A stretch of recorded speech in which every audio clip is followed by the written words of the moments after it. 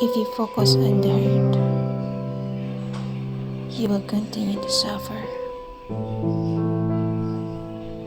If you focus on the lesson, you will continue to grow.